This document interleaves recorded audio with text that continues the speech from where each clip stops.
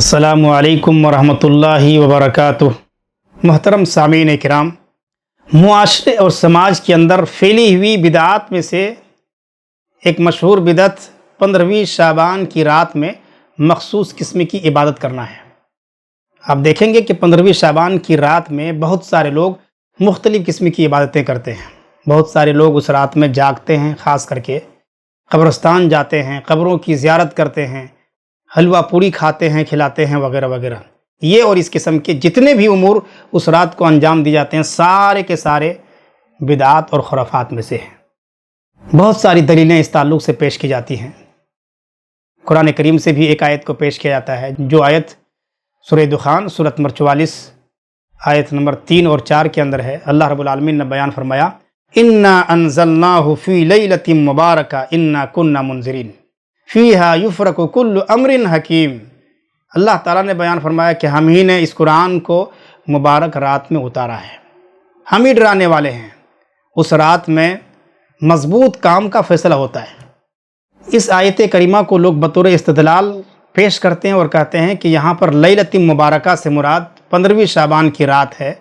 उसी रात में कुरान करीम का नुज़ूल हुआ और हर महकम काम का फ़ैसला उसी रात में होता है, जबकि ये बात सरासर गलत है, क्योंकि कुरान करीम के नुज़ूल का आगाज़ माह रमज़ान में हुआ है।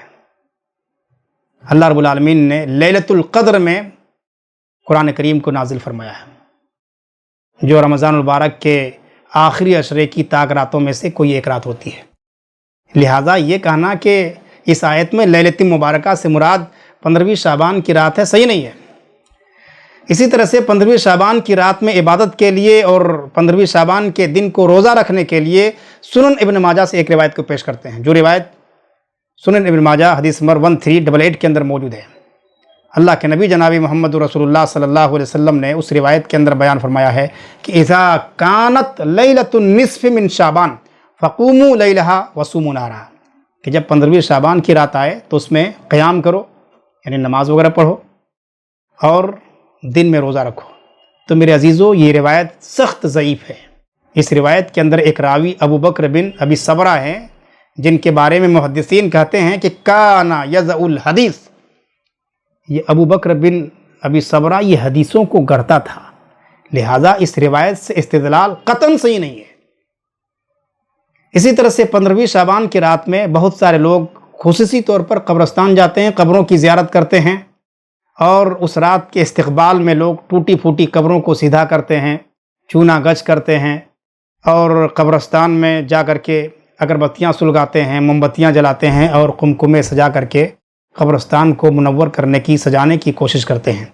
लेकिन मेरे अजीज़ों, जिस इंसान की कब्रें उसके बुरे आमाल की वजह से तारीख हो जाएं, इस बुझ जाने वाली रोशनी से उसको फ़ायदा मिल सकता है? हरगिज़ नहीं।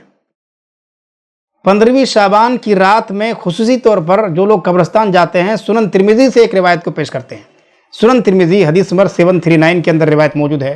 हज़रत आयशा रज़ी अल्लाह तआला अन्हा बयान फरमाती हैं कि फ़क़त तो रसूलुल्लाह सल्लल्लाहु अलैहि वसल्लम लैला फ़ख़रजतु फ़इज़ा हुवा बिलबक़ी, मैंने एक रात अल्लाह के नबी सल्लल्लाहु अलैहि वसल्लम को गायब पाया। हज़रत आयशा फरमाती हैं कि मैं आप सल्लल्लाहु अलैहि वसल्लम की तलाश में निकल गई। फ़ख़रजतु फ़इज़ा हुवा बिलबक़ी, देखा कि आप बकी कब्रस्तान में हैं। अल्लाह के नबी सल्लल्लाहु अलैहि वसल्लम ने हज़रत आयशा रज़ी अल्लाह तआला अन्हा, जो आप सल्लल्लाहु अलैहि वसल्लम की ज़ौजा हैं, पूछा, क्या तुम ये समझ रही थी कि अल्लाह और उसका रसूल आप पर जुल्म करेंगे? हज़रत आयशा रज़ी अल्लाह तआला अन्हा ने कहा कि नहीं, बल्कि मेरा गुमान और ख़याल ये था कि मैं समझ रही थी कि आप अपनी किसी बीवी के पास चले गए हैं, कि आप अपनी किसी दूसरी बीवी के पास चले गए हैं। ये सुनकर के अल्लाह के नबी सल्लल्लाहु अलैहि वसल्लम ने इरशाद फरमाया, इन्नल्लाह यंज़िलु लैलतन निस्फ़ मिन शाबान इलस समाइद दुनिया फ़यग़फ़िरु लिअक्सर मिन अदद शअर गनम कल्बिन, कि अल्लाह ताला 15वीं शाबान की रात में आसमान दुनिया पर नुज़ूल फरमाता है और कबीले कल्ब की बकरियों के बालों की तादाद से ज़्यादा अपनी उम्मत को माफ़ फरमाता है, बख्श फरमाता है। तो इस आयत को लोग बतौर इस्तिदलाल पेश करते हैं कि इस आयत में ये मौजूद है कि अल्लाह के नबी सल्लल्लाहु अलैहि वसल्लम ने फरमाया कि 15वीं शाबान की रात में अल्लाह ताला कबीले कल्ब की बकरियों के बालों की तादाद से भी ज़्यादा अपनी उम्मत को माफ़ फरमाता है। تو میرے عزیزو، اس روایت کو نقل کرنے کے بعد امام ترمذی رحمۃ اللہ علیہ فرماتے ہیں سمعت محمدن یضعف ھذا الحدیث، میں نے امام بخاری رحمۃ اللہ علیہ سے اس حدیث کی تضعیف کرتے ہوئے سنا ہے۔ یعنی امام بخاری رحمۃ اللہ علیہ اس حدیث کو ضعیف قرار دیتے تھے، اور امام ترمذی رحمۃ اللہ علیہ آگے بیان فرماتے ہیں کہ یحییٰ بن ابی کثیر نے عروہ سے سنا ہی نہیں ہے، یحییٰ بن ابی کثیر کا عروہ سے سما نہیں ہے، اور حجاج بن ارطاد کا یحییٰ بن ابی کثیر سے بھی سما ثابت نہیں ہے۔ یعنی اس روایت میں دو جگہ انقطاع ہے، تو اس روایت سے استدلال کسی بھی طرح سے درست نہیں ہے۔ 15ویں شعبان کی رات کو جو لوگ مانتے ہیں ان میں سے بہت سارے لوگ یہ بھی عقیدہ رکھتے ہیں کہ اس رات میں روحیں آتی ہیں، اسی لیے آپ دیکھیں گے کہ 15ویں شعبان کی رات میں لوگ لذیذ قسم کے کھانے بناتے ہیں، حلوہ پوری بناتے ہیں، خود کھاتے ہیں، اور فوت شدگان کے لیے گھر کے ایک کونے میں حلوہ وغیرہ رکھ دیتے ہیں۔ ان کے عقیدے کے مطابق اس رات میں روحیں آتی ہیں اور وہ لذیذ کھانا کھاتی ہیں، جبکہ یہ عقیدہ روحوں کے آنے کا کفری عقیدہ ہے۔ جو شخص یہ اعتقاد رکھتا ہے کہ مرنے کے بعد آدمی کی روحیں اس کائنات کے اندر آتی ہیں، وہ کفری عقیدہ رکھتا ہے۔ اللہ رب العالمین نے اس حوالے سے قرآن کریم سورۃ المومنون آیت نمبر 100 کے اندر بیان فرمایا ہے کلا انہا کلمۃ ھو قائلھا، ہرگز نہیں، بس یہ ایک بات ہے جو وہ بک رہا ہے۔ وَمِن وَرَائِهِمْ بَرْزَخٌ إِلَىٰ يَوْمِ يُبْعَثُونَ، ان کے پیچھے ایک برزخ ہے قیامت کے دن تک۔ میرے عزیزوں، بھائیوں، دوستوں اور بزرگوں، 15ویں شعبان کو تہوار سمجھنا، اس دن میں دکانیں بند رکھنا اور اس رات میں مخصوص قسم کی عبادتیں کرنا، حلوہ پوری پکانا، قبرستان جانا، قبروں کی زیارت کرنا، پٹاخے چھوڑنا، یہ سارے کے سارے اعمال بدعات اور خرافات میں سے ہیں۔ لہٰذا مسلمانوں کو سمجھنا چاہیے کہ بدعت کس کو کہتے ہیں۔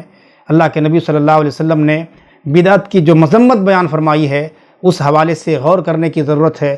اللہ تعالی ہم تمام مسلمانوں کو ہر قسم کے بدعات اور خرافات سے بچائے، آمین۔ وصلی اللہ علی نبینا محمد وآلہ وصحبہ اجمعین۔